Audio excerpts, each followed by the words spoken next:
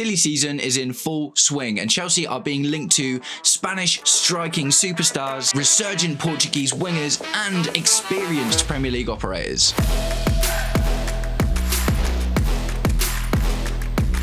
Welcome, Blue Believers, to another episode of the Stamford Sync, where we are syncing up with everything Chelsea FC. And today we're going to talk about a collection of transfer news gathered across the web and brought to you by yours truly. The players in question today are Julian Alvarez of Atletico Madrid, Rafael Leao from AC Milan, and Daniel Munoz from Crystal Palace. Some of these stories are absolutely wild, but it is very interesting to talk about to see where Chelsea's head might be in terms of looking at future transfers. But guys, before we get into it, if you're enjoying the content and would like to see more, please do me the distinct honor of liking and sharing the video, subscribe to the channel, or just roast me in the comments, whatever gets you through your day.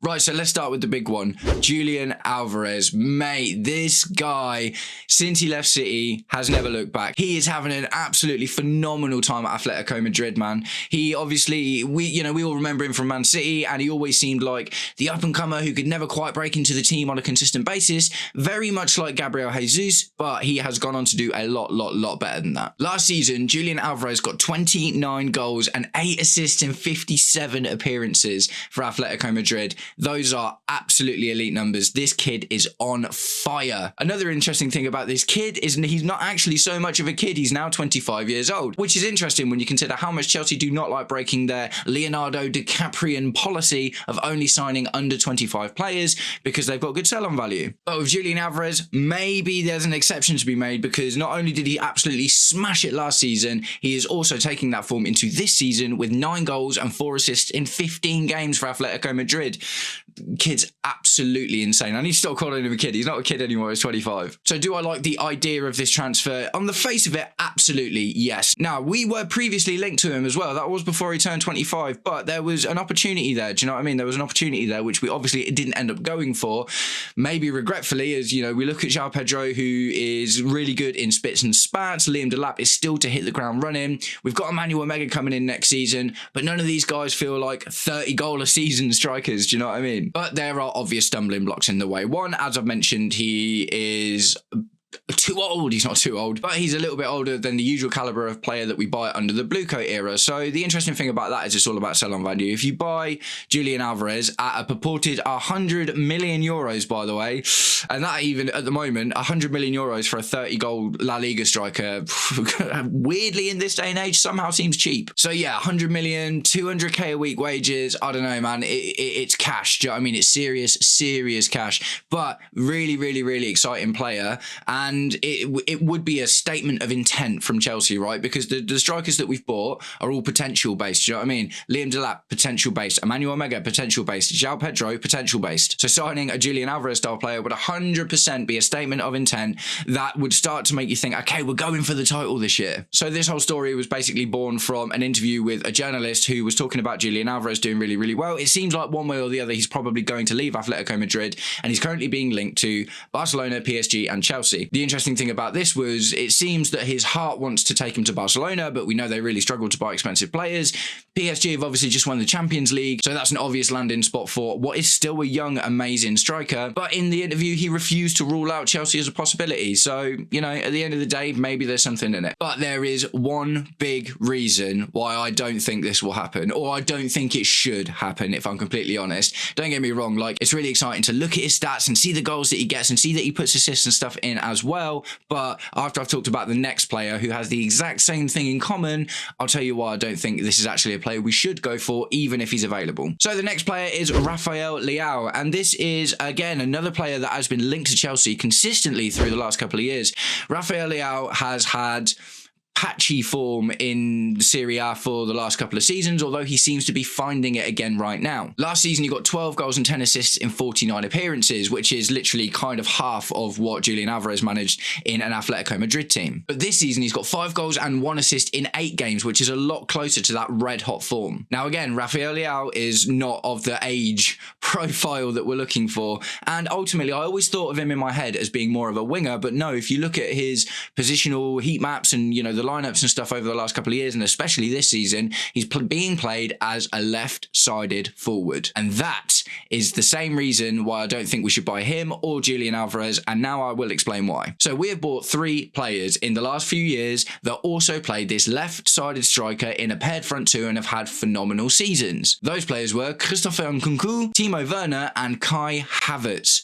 All 3 of those players played, well, maybe, I can't remember if Kai Havertz played on the left or the right, but all 3 of those players had their best seasons as a left-sided shadow striker kind of player in a formation that had a front two. And then the issue with all of them has been they were not able to translate that form, that ability, not only into the league, but being into a sole lone striker, right? And I do think that is an enormous part of why they weren't able to translate it. A lot of people will point to all 3 of those players came from the Bundesliga. Yeah, okay, I get that. That's definitely a thing. You know, we're seeing the same thing with Florian Wirtz at the moment. Transferring form from the Bundesliga into the Premier League is obviously really difficult. We've seen that a few times, but we've also seen how it can work vis-a-vis Erling Haaland. But at the end of the day, as much as I do think the Bundesliga will have been part of it, another really big thing for me is that all of these players played that left-sided forward position as part of a front two.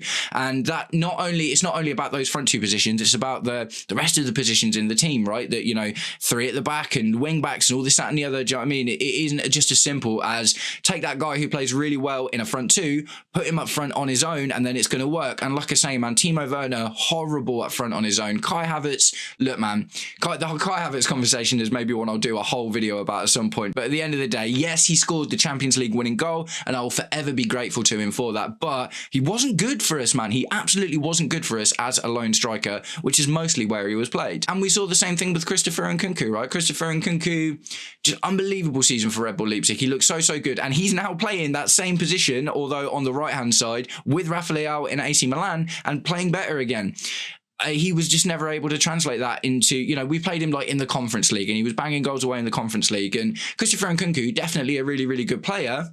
But I think there seems to be this kind of pattern emerging with some players suit that role really well, but they can't lead the line on their own. They don't have the rest of the stuff that it takes to make it work. And I'm not going to lie to you, with Rafael, I think that would 100% be the case. I think if we bought Rafael Leao and tried to play him up front on his own, I just don't think it'd work. Julian Alvarez may be a little bit different. He did spend a reasonable amount of time playing as a lone striker for Man City and kind of had some good patches of form there. But since he's been at Atletico Madrid, it's one of them, innit? Like, La Liga is definitely stronger than the Bundesliga, but at the same time, is he just kind of pinned down to being really good in that one position? And with so much money involved in that transfer, it's something that I would be tentative to explore, right? So guys, let me know what you think about those 2 in the comments. Would you be happy to see Julian Alvarez in the squad at the moment? Do you think that he would actually be a much better choice than João Pedro or a Liam Delap? Or do you agree with me where I err on the side of caution because I have a feeling that it might be one of those things where we've done it a million times, and not even just those 3 players in that position. We've done it lots of times where we buy players that have great seasons in certain positions,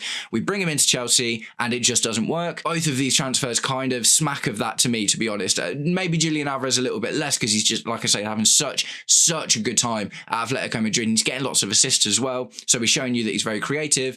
But I've just got PTSD from buying shadow strikers from European leagues that come into Chelsea and just can't hack it. So yeah, absolutely would love to know what you think about that one. Now, moving on, the next one, really interesting. It is Daniel Munoz of Crystal Palace, 29-year-old Colombian right back who's been literally such an important player for them for the last few seasons. So this one's really interesting for a couple of reasons, but the headlines are he's 29 years old, but his valuation is only £25 million because I assume his contract is running down, right? Crystal Palace will be loath to lose Daniel Munoz because he's been absolutely brilliant for them this season. He's got 2 goals and 2 assists in all competitions for them, most of which coming in the Premier League and 1 in either the League Cup or the Conference League. I can't remember which one, but ultimately he's putting numbers out there, right? We've just seen Malagusto score his first ever goal, but Munoz looks like he's making it a bit of a habit to get involved with putting numbers up in the attacking play. So it's also interesting for another reason. The Julian Alvarez, Rafael stuff, like even if either of them are true, I do not expect to see anything like that until the summer. Do you know what I mean? We're not going to make any really big signings in January.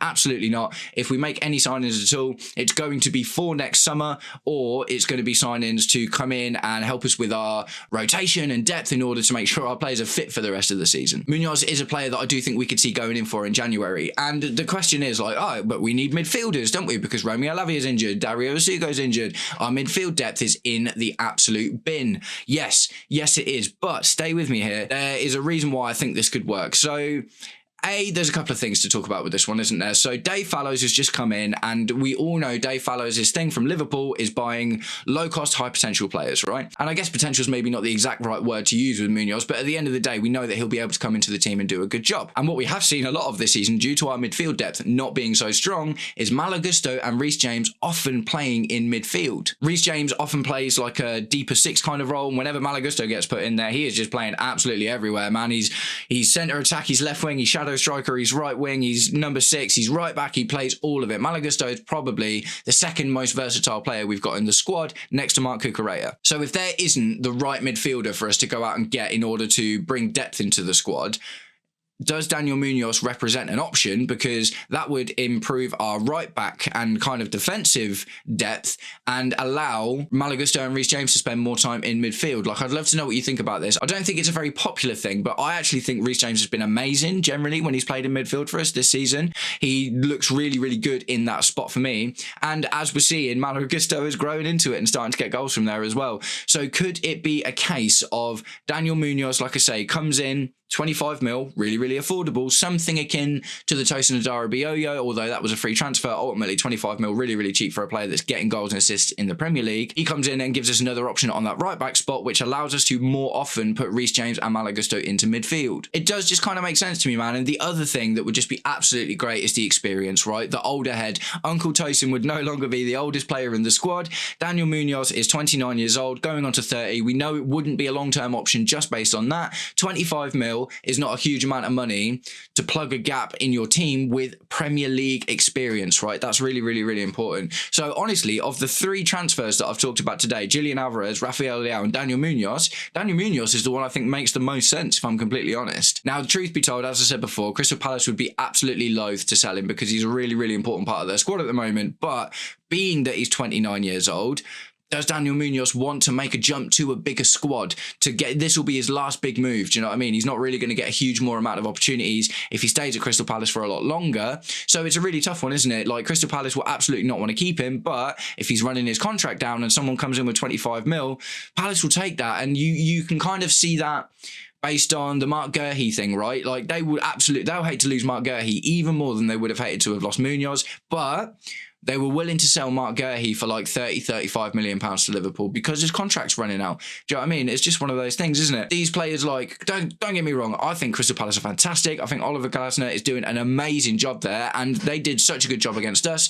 You know, to see them in Europe and winning the FA Cup last year, like, absolutely amazing. But they're still pretty far away from getting to consistent European spots, you know, as far as league form and stuff goes. And players like Mark Guehi and potentially Daniel Munoz will want to make one big move for the rest of their careers. Do you know what I mean? And obviously with Daniel Munoz, that's going to come a lot sooner than it is for Mark Guehi. So that's it, guys. That's kind of what I think about this whole situation. I'd love to know what you think about all 3 of these transfers, and I'll just wrap them up quickly. Julian Alvarez, I think, is a phenomenal player, but he's going to cost a lot of money, and I'm a little bit concerned about whether positionally he'd be able to translate that form into a sole striker spot. Rafael Leao, not really bothered about, to be honest, man. I think, yes, he's having a really good season at the moment, but again, he'd cost a lot of money. It'd probably be 70, 80 mil at least in euros at the very least. But, you know, the left wing, I think we're pretty good for. The striker situation is still a bit of a question mark because we haven't got a consistent marksman out there. I don't necessarily think Rafael Leao is the answer to that question either. And Daniel Munoz, for me, makes sense. If there's not the right midfielder for us to go out and get in January and Daniel Munoz is there, we already know that Maresca loves playing Reece James in midfield and Maresca loves playing Malo Gusto in midfield. So if we could shore up that right back spot, he would allow that to carry on, because that's the thing at the end of the day, isn't it? Is like, the midfielder is a really, really, really important role, and he's got 2 players there that are already used to playing it, and that would just take a lot of pressure off of the likes of Enzo Fernandez and Moises Caicedo without having the backups of Lavia and Dario Asugo to help them get rest and rotate for the rest of the season. So that's it, guys. I'm going to wrap it up there. Like I say, tell me what you think in the comments about all of these, because I think some of them are a bit wild, but I think there are legs to some of these stories. Thanks for sticking around until the end of the video if you did. And if you chill in and you've got a tasty beverage and you fancy listening to a little bit more Stamford Sync, I implore you to check out this video here that I released yesterday. And it is more silly season stuff about Chelsea being linked to Rodrigo of Real Madrid and Nico Paz of Como, currently managed by Cesc Fabregas. Nice one, guys. I hope you all have an absolutely wicked day, and I'll catch up with you very, very soon. Take it easy. Peace.